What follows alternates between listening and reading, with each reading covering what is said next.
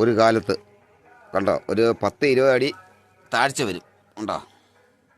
ഈ ദേശം മലപ്പേരു എന്നറിയപ്പെടുന്നത് കൊല്ലം ജില്ലയിൽ ഇട്ടവ പഞ്ചായത്തിൽ ഉൾപ്പെട്ട ഇഷ്ടം പോലെ മത്സ്യങ്ങളും ഈ ദേശത്തുള്ള കുളിക്കാനൊക്കെ ഉപയോഗിക്കുന്ന ഒരു കുളമായിരുന്നു. കല്ല് കെട്ടി കണ്ടോ, അത്രയും നല്ലത്. അത് നല്ല ഇപ്പം കാടൊക്കെ ആയതുകൊണ്ട് അറിയത്തില്ല, നല്ല സെറ്റപ്പായിരുന്നു. പക്ഷേ പ്രധാനമന്ത്രി ചെയ്ത ഒരു ചതിയാണ്.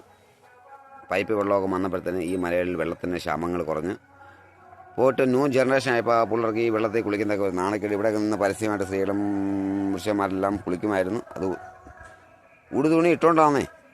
അപ്പോൾ ഇതെല്ലാം കളഞ്ഞ് നോക്കിയേ, ഒരു കാലത്ത് ഇവനെ സ്നേഹത്തോടെ സന്തോഷത്തോടെ ഈ കുളം തേടി വരുമായിരുന്നു ദൂരദേശത്ത് നിന്ന് പോലും ആൾക്കാർ. ഇന്ന് കാടായി. ഇവനെ എല്ലാം കളഞ്ഞ്.